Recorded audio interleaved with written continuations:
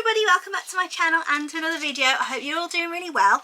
In today's video, I'm going to be sharing with you my top tips for working with cardstock and paper. I'm going to share with you my favourite hints and tips that I use on the daily basis working in my Etsy small business and just generally crafting for my own personal use. And I hope that you're going to find these tips to be really useful. So without any further ado, let's jump into the video.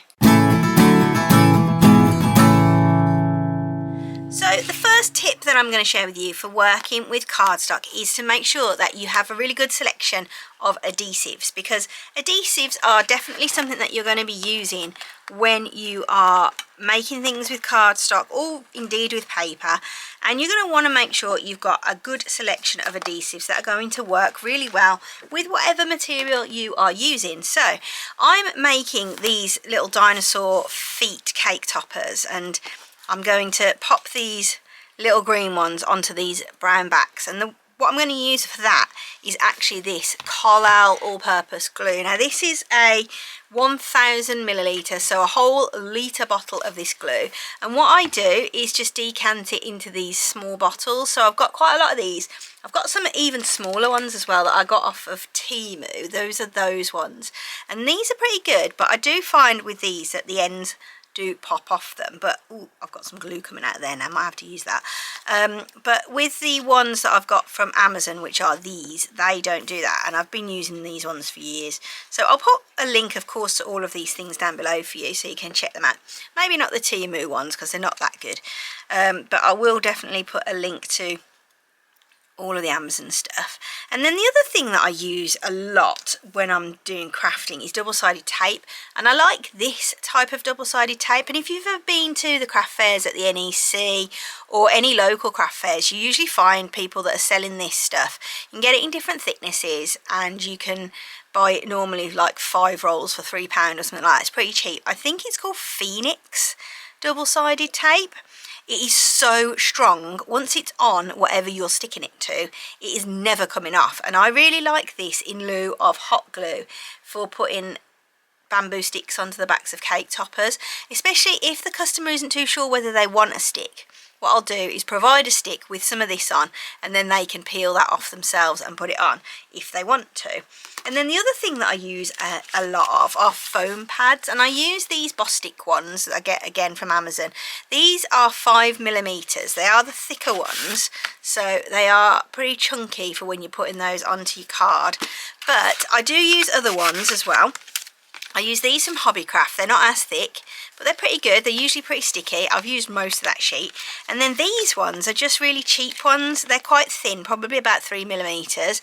I get these ones from my local wholesaler, and they come in like a pack of 1,000 or something ridiculous. But if I do need it to be thicker, I just layer them up, and that is a good tip as well. If you want to make 3D effects, just layer up your foam pads, and that works really, really well. So it's always a good idea to have a really good selection of glues, adhesives, all different types of stuff for sticking stuff down with, and just keep them in your stash really, because they're just useful to have on hand.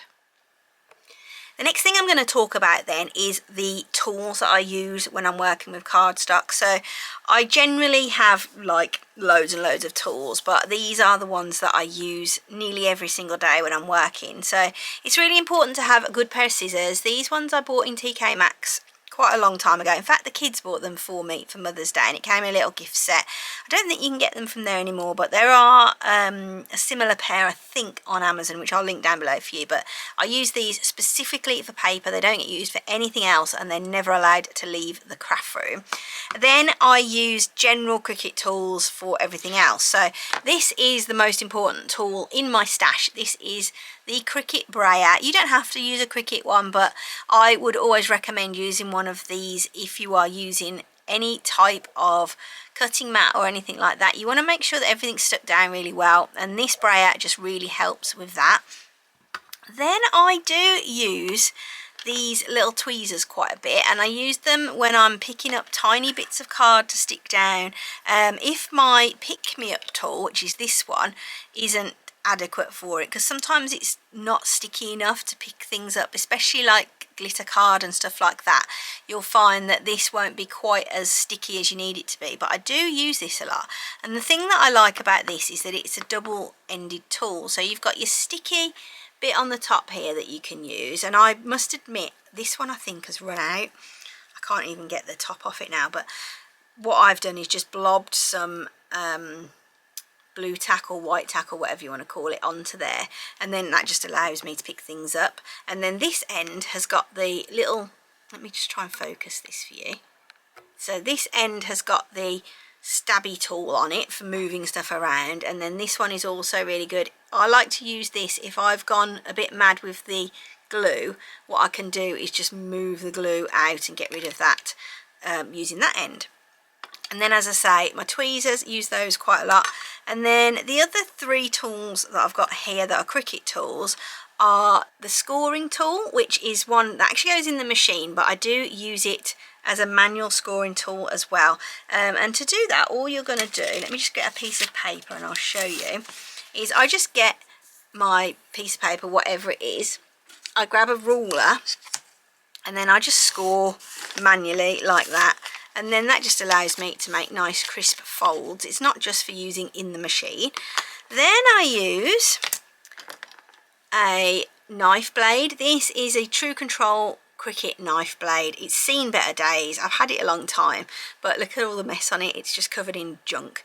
But yeah, I use this all the time, and you can buy the replacement blades. I think they're like £10 for 5 or something, but they are so super duper sharp and they're brilliant. Then I use this spatula, and this just helps me, especially if I've got a new mat, just to lift up whatever it is I am cutting without damaging it. So again, another really handy tool. And I've got a feeling that this came in a set with this. Don't quote me, I'll try and find that out, but definitely if you can get a spatula, get a spatula. The last thing that I use all the time is this, and this is just for clearing bits off my mat. So if I had got bits of excess card on here, I can just use my scraper just to get rid of it, and it just saves me having to sit there and pick every single bit off of the mat. This might actually be my favourite tip for working with cardstock and paper. Now this is really specifically for when you're using white cord card, and white cord is either stuff that is laminated on both sides or stuff that is like this, white on the back. So I have just cut out this little cupcake topper. It's one of my Levers 2025 ones, and I've cut it out with the gold facing up. Now let's just take it off the mat. I'm going to show you the difference between this one, which is the one I've just cut with the gold facing upwards, and then this one that I cut with the gold facing downwards. Can you see the difference in the cut? With the one where we had the gold facing up, there's loads of little bits of white fluff almost. It's where the blade has caught on that lamination and it's ripped it off, and it just makes that look so messy, and I can't stand even looking at it. But this one where I cut with the material upside down, so I mirror my image, I put my cardstock down on my cutting mat with the white side facing up, and it's still got those little white fluffy bits, and you can see them just here and here. But because this isn't the side we're going to be looking at, we don't really care about it. When we turn it over, that cut is absolutely flawless and looks amazing. Now this one, as you can see, it's got so many imperfections on it, and it just looks awful. I would never send that out to a customer looking like that. So that is definitely my favourite tip for working with cardstock. It's really important as well when you're working with paper and card to make sure that you're using the correct machine mat. So there are several different colours of machine mat that you can get. We have got the green standard grip, which is for use with cardstock. However, I do myself personally prefer to use a light grip mat, which Cricut recommend for using light cardstock or paper with, but I just prefer to use a light grip. They are pretty strong, to be perfectly honest, so it's up to you really to decide which one you like, but I prefer to use a blue mat, which is the light grip, Just make sure you're not using a fabric grip or a strong grip mat, because these will tear your material. So I would always recommend using either the green or the blue mats for when you're using paper and cardstock. It's really important as well when you're using a mat to make sure that it's nice and sticky, because if your mat isn't holding down your material very well, particularly when you're cutting cardstock, you're going to find you get tears and it's really frustrating and annoying. So I would always recommend making sure that you've got a nice sticky mat. This one is brand new, it hasn't been used yet, and this one has been used a lot. The other thing that you can do is just use some masking tape, which is what I've got on this corner here. I just keep a sellotape dispenser of masking tape on my desk, and all I do when I'm ready to put something down is just grab my piece of card or whatever, I pop it down onto my mat. That's not exactly in the right position, but it's just for illustrative purposes, and I'll just pop a little piece of tape there and one on the bottom, and that just holds it nice and still, and it just encourages it to cut properly without any tears or rips. Often I will find that when I'm making a project, I do choose to use different types of cardstock when I'm cutting out the project. So this is a perfect example.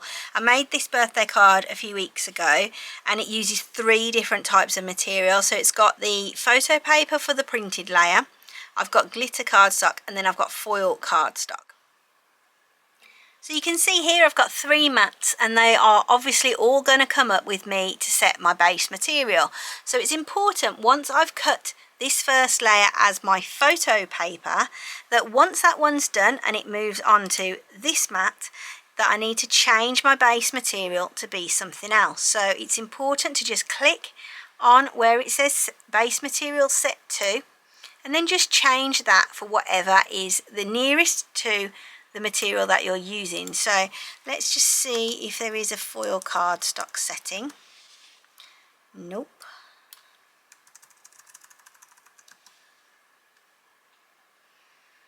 Okay, so there's a couple of different materials. Foil poster board is probably the one that I would choose for this. And then again, when you come to the next layer, which is the glitter cardstock, I would again change that either to glitter cardstock, or I really like using artboard poster board setting, because I find that to be a really good setting to use for most things that I cut. I do like to mix it up when I'm using different brands of cardstock, and I've got 3 of the ones that I really enjoy using here. So the one that I use a lot of is this. This is Italian Options. I buy this as a wholesale customer, but you can also pick it up on places like Amazon and just online from stationers. They do this lovely foil stuff, and they also do all of the glitters that I use all of the time. So if you've seen my videos before, you'll know that I have these Bisley cabinets, and they are full of all my glitter cardstocks, and they are all from Italian Options.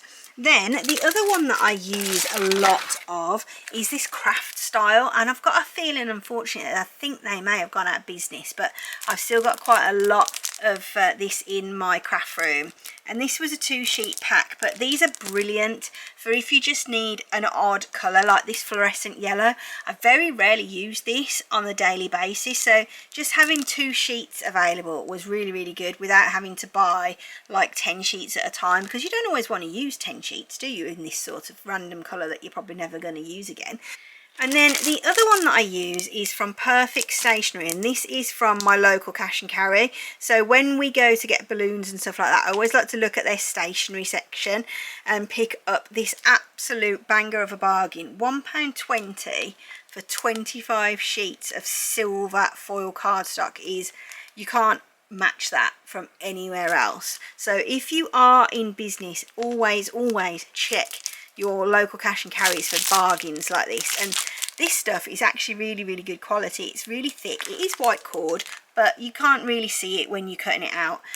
So definitely check out your local wholesalers. And that is my last tip for working with cardstock and paper. I hope you've enjoyed this video. If you have, don't forget to subscribe. Drop me any questions or comments you might have down below, and I will always try to answer you where I can. Have a good week. Take care of yourselves, and I'll see you soon for another one. Bye.